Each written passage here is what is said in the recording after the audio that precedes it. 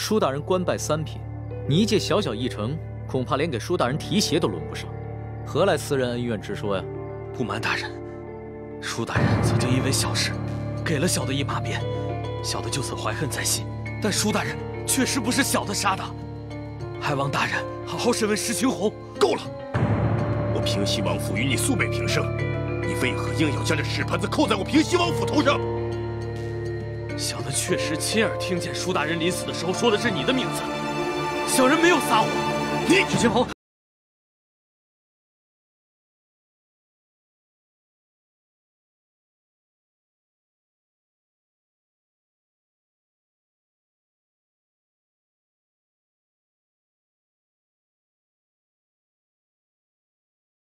很可能会罪加一等，连累你的家人。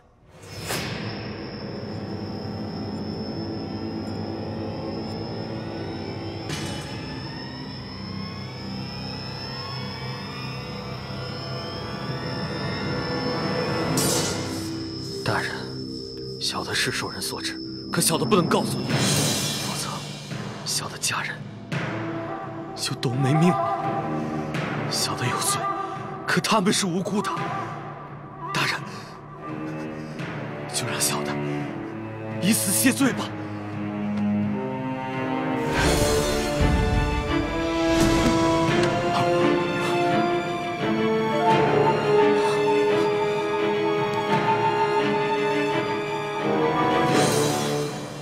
他手下藏了见血封喉的毒药，见势不妙，便咬破蜡丸自尽。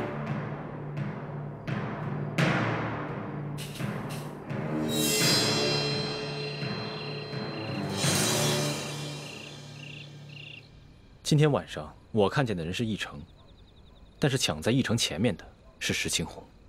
看来想对舒剑不利的，应该有3路人马。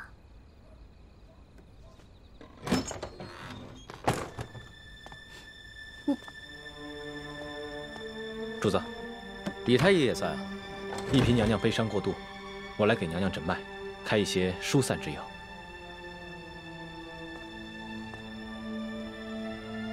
婉心啊。 你不要太过伤心了，你爹虽然去了，但是我会照顾你一辈子的。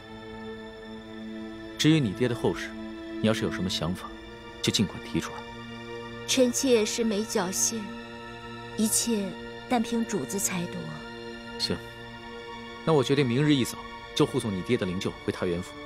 虽然这宫里规定，这后宫的嫔妃不能因为娘家的丧事披麻戴孝，但是这是宫外，朕特许你穿素衣。 以尽孝道。等回了宫以后，朕再追封你爹为从一品，以慰你爹的在天之灵。谢主子隆恩。哎，龙小弟，你可得为娘娘的爹报仇才是。这个义成说的石青红，可是吴应琪身边的贴身侍卫。小声点，小心隔墙有耳。哦，我也怀疑这个人是吴三桂，只是此人极其奸诈狡猾。 很有可能在鳌拜身边埋伏了奸细，说不定他送出金钥匙以后，才知道金钥匙的底细，再派人追回也是极有可能的。只不过吴三桂兵强马壮，雄霸一方，我暂时不想打草惊蛇。哦，怪不得主子要替他敷衍过去呢。这鳌拜的余党和吴三桂，都是我的心头大患。可是这重症不可用奇药。主子，这舒总兵之死。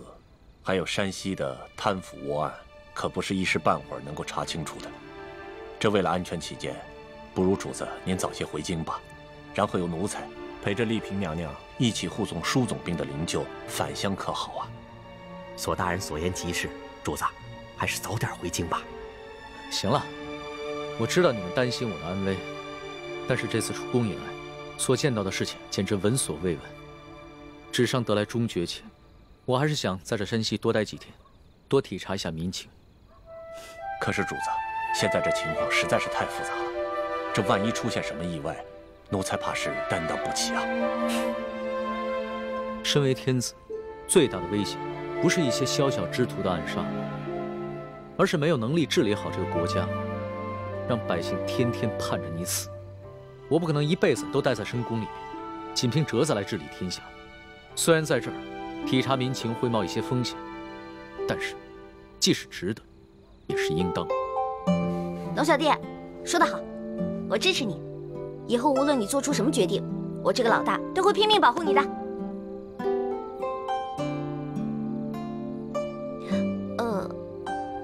反正龙小弟说过啊，大清吹牛不上税嘛。老大，你虽然力有不逮，但其心可嘉。你这份情，我领了。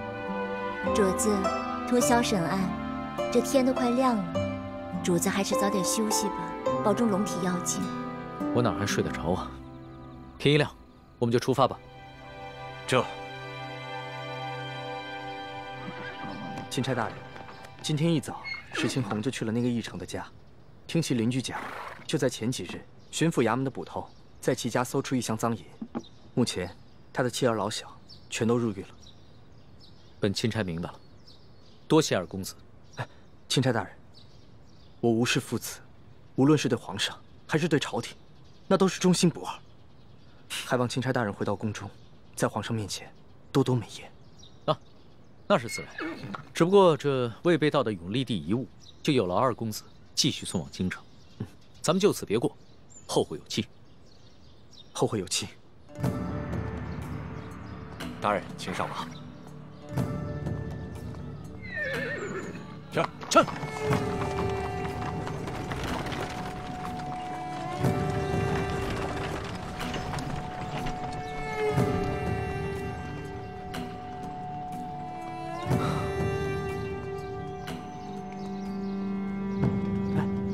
倩影姑娘，不如趁着清晨天气稍凉，我们上路吧。好。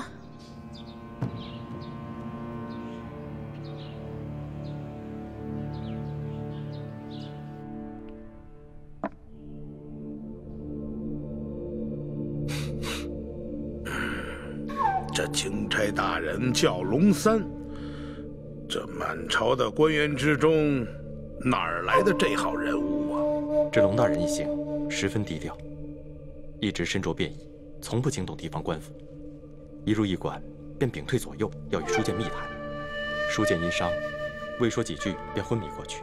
一成原想在夜里投毒，结果了书剑，可没想到被平西王府的人抢了先。龙大人不敢得罪平西王，所以就把责任全都推给了一成，逼着他说出幕后的主使。哼，这不是自己给自己找麻烦吗？啊！本来这书剑御赐与我们没有一文钱的关系啊！本想着这次可以除却我这眼中钉，现在可倒好，这屎盆子全都扣到咱们自己脑袋上了。大人，一成知道自己把事情办砸了，怕连累妻儿老小，已经服毒自尽，并未公诸大人。我告诉你，若是此事深查的话，那还查不出来这义成的一家老小是咱们抓的？这龙大人一看还不明白？现在急也没什么用了，依我看呢，咱们只能是一口咬定，这义成的妻儿老小是窝藏赃款，咱们是秉公办案，只要不让这个钦差找到证据证明书剑的死跟义成有关，那他就根本奈何不了咱们。但愿吧，但愿这个钦差大臣跟以往是一样的，是一个懂规矩、好说话的。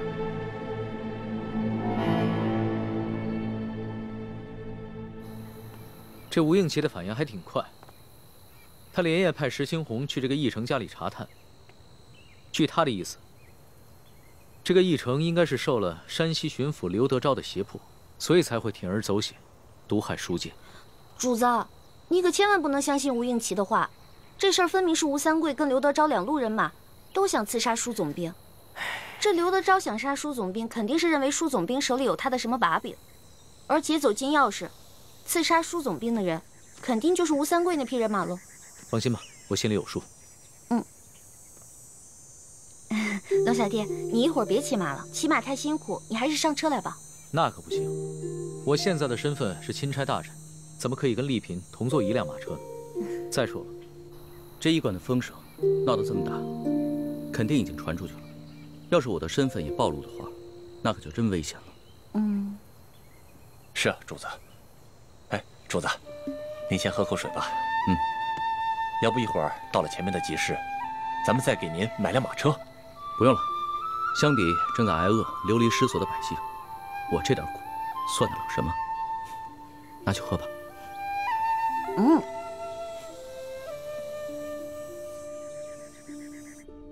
大人，卑职还探听到一个重要情况：与龙大人同行的还有一个年轻神秘的女子，一直戴着面纱，深居简出，闲杂人等一律不能靠近，就连钦差大人都对她礼遇有加。哦，连钦差大人都对她礼遇有加，这么说的话，这个女人的身份比钦差还尊贵了。是了，这个女人就是舒建的独生女儿舒婉心。舒婉心，大人，舒婉心不是前几个月选秀进宫了吗？我听说这个舒婉心刚一进宫，就得到了皇上的圣宠，先是被封为了丽人，很快又被加封了丽嫔，现在她入主永和宫啊。所以说呀，这个龙大人对她礼敬有加，那也是说得通的。可依大清律令，后宫嫔妃若非伴驾，不得离京，违令者死罪。大清的律例是死的，但这个人是活的。这个皇上对这个舒建是宠爱有加，皇上见他危在旦夕，让龙大人悄悄地护送这个丽嫔出京看他的。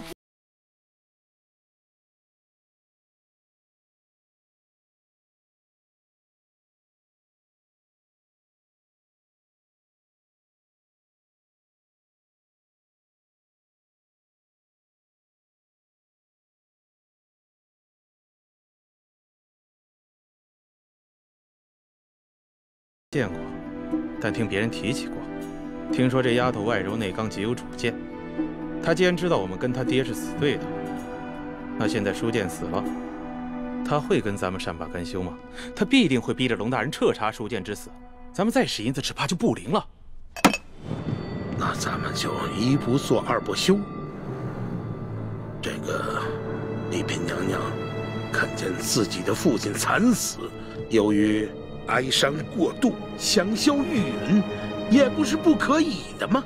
大人，这丽嫔娘娘不过一介弱女子，就算她再恨大人，这后宫不能干政，她也不能把大人怎么样。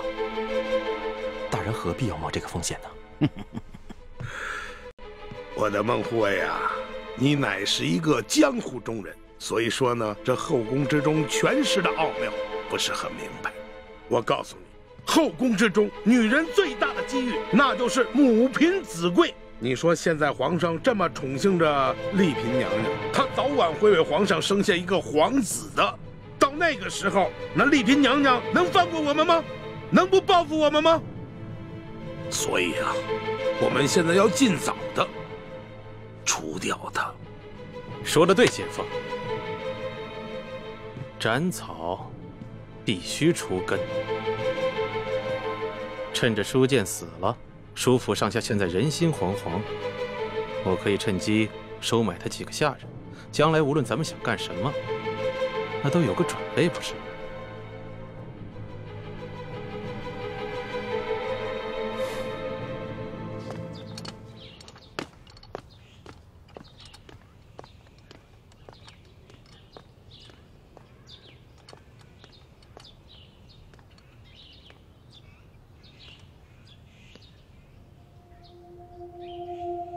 婉心，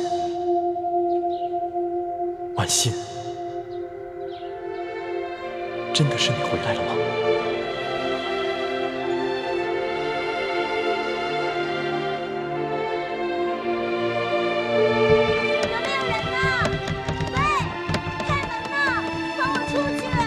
有没有人呢？喂，有没有人呢？切，放我出去！还想出去？放我出去！喂，有没有人呢？放我出去！放我出去！快别哭喊了。咱们这庄园啊，地处郊外，整个庄园有上百亩地，都是咱们老爷的。你就算喊破喉咙也是无用。喂，你们老爷是谁啊？为何这样强抢民女？我们老爷姓裘，叫裘贵。裘贵？怎么听着这么耳熟啊？我们老爷乃是这山西商会的会长，是太原府的第一大粮商。去年，老爷的姐姐嫁给了巡抚大人，深受巡抚大人的宠爱。你说，你还能上哪儿喊冤去？哦，原来这个裘贵就是刘德昭的人。刘德昭是我爹爹的死对头，还好我刚才晕过去了，不曾说出自己的身份，不然不仅会连累我爹，而且还会被重新送进宫去，那样我就再也见不到我的孟哥哥了。姑娘，不瞒你说啊，我们也都是被裘老爷连哄带骗，甚至变相强抢来的。这刚一来啊，也是这样又哭又闹的，可是时间久了，慢慢的也就接受现实了。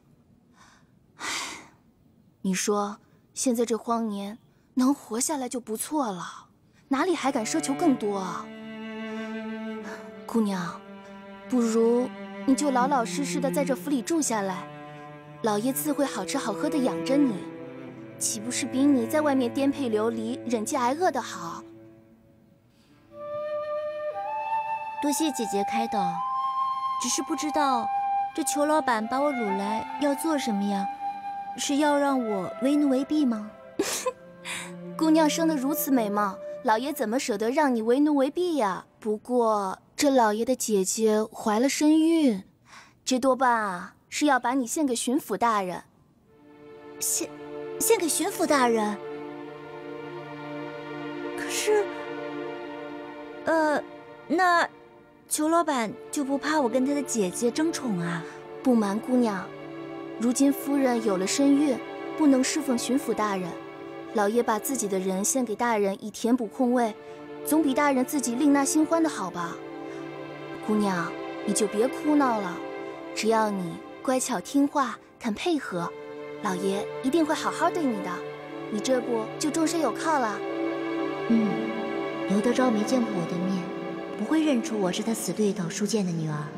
等我进了刘府，然后一摊琵琶，孟哥哥一定会来救我的。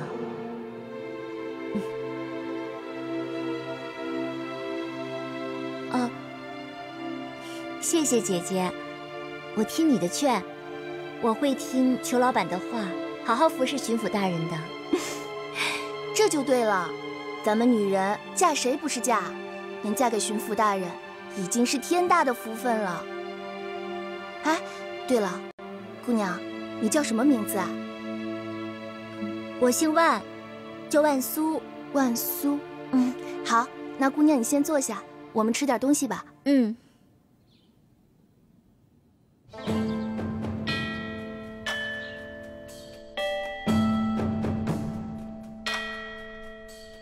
所图说，李氏兄妹倒是没什么异常的举动，对皇上也算是忠心呢。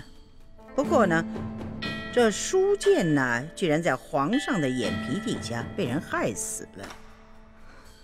皇祖母，这暗杀舒剑的幕后主使，不只有刘德昭，还牵涉到吴三桂。那皇上此行岂不是危险了？您还是劝劝皇上，让他赶紧回京，不要再去太原了吧。来不及了，皇上此刻恐怕是已经到了太原府了。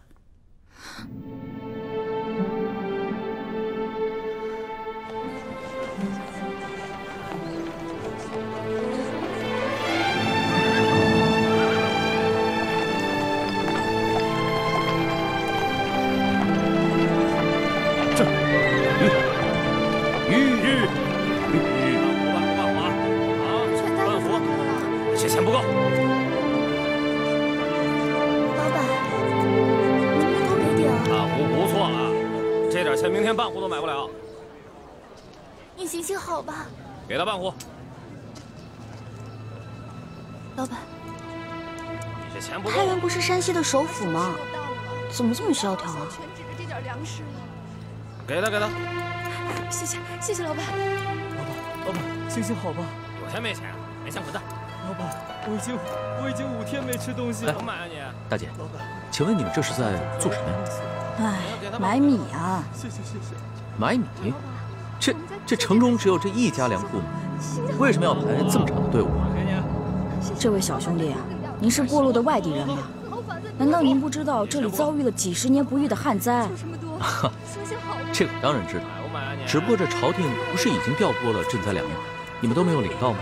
你还说朝廷的赈灾粮，我们一粒都没见到，只看到这米铺的米价，倒是翻了翻的往上翻跟头。吃不起饭了。老板，这儿的米怎么卖啊？你们那边不是有告示吗？自己看去。还要涨价呀？半壶，给他半壶。好嘞，半壶，后面跟上。是啊，饭都吃不起了。后面跟上，给他半壶。行了，走吧。米卖每斗2000钱。下一个。哎，接着点儿。老大，你什么时候下来？哎，你以前跑江湖的时候，这米卖什么价格？那要看是丰年还是小年了。如果是丰年的话，一升差不多每升约10到12钱，1斗是10升，所以差不多就是100到120。但如果是小年的话，收成不好，那价格会翻1倍，差不多每斗200到240钱。龙小弟，你知道2000钱意味着什么吗？若在以往啊，能买头猪了。不行，走。主子，你先别着急啊，咱们还是先办完舒总兵的事儿吧。走，要买赶快啊！今天又不是这价了，快点啊！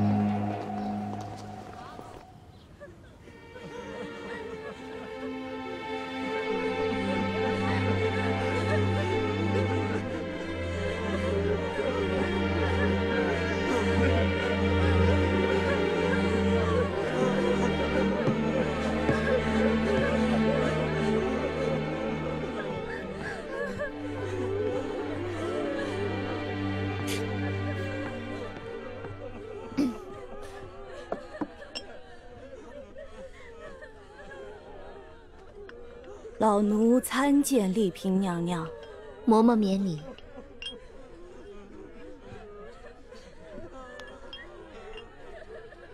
娘娘可要节哀，娘娘比之前在家里清瘦了许多，下巴都尖了。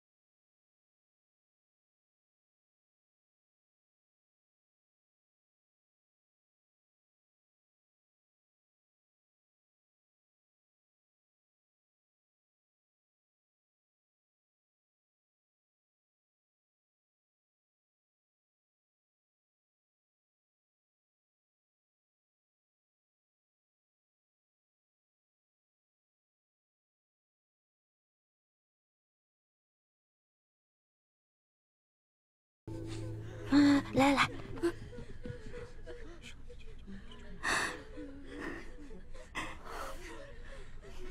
知道了吗？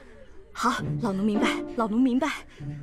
娘娘，您好生养养身子，奴才先告退了。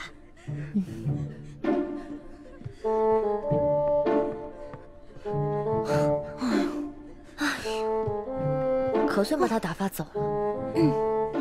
一欢，你刚才跟他说什么了呀？我跟他说，你怀了楼种，而且这舒大人死的蹊跷，后宫嫔妃又争宠争得厉害，所以这事儿千万不能透露给别人。你这个小丫头，撒这种谎你还不害臊啊你？那怎么办呀？你看他在那一直唠唠叨叨的，我要不说这些，他能走吗？哎，不过徐姐姐，如果以后你再嫌他们的饮食不合胃口的话，就不怕别人看出来了。那倒是。可是这府上都是舒府的老人，该不会被看出什么破绽吧？舒建已死，你的危机就解除了。而且这府里都是下人，即使你露出什么破绽，他们也不敢对你的身份提出质疑的，放心吧。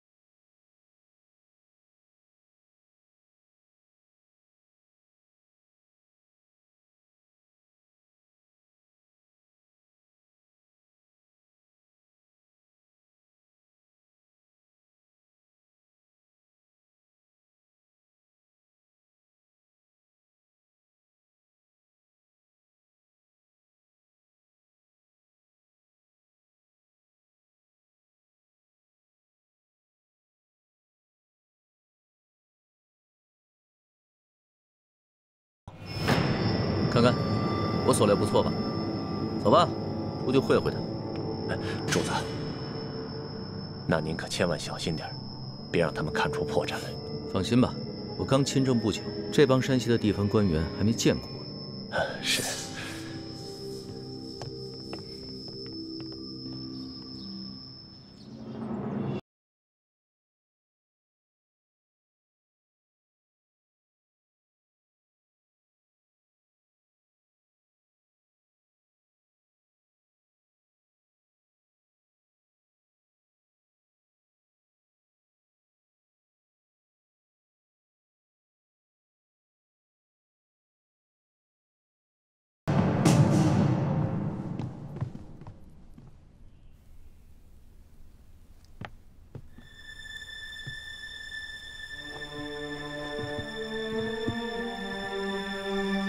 参见简历，娘娘。免礼。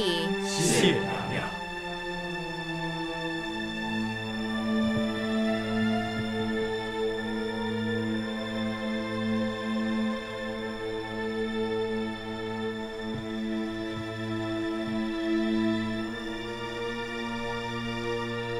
启禀娘娘，刘大人经闻舒大人噩耗，心情十分悲痛，本想立即赶来。却因太原府所辖诸县旱情升级，大人忙于政务，无暇亲自前来祭奠，故先派我等前来吊唁，并来向娘娘请安，请娘娘节哀。皇上破例恩准本宫回乡葬父，此乃皇恩浩荡，本宫感恩不尽。但此事不宜声张，也不便劳烦诸位大人。还请诸位大人代本宫向刘大人致谢。刘大人与家父同僚数十载，感谢他对家父的关照。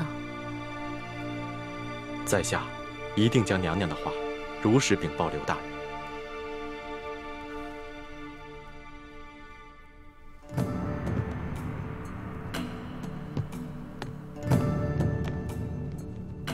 见过钦差大人。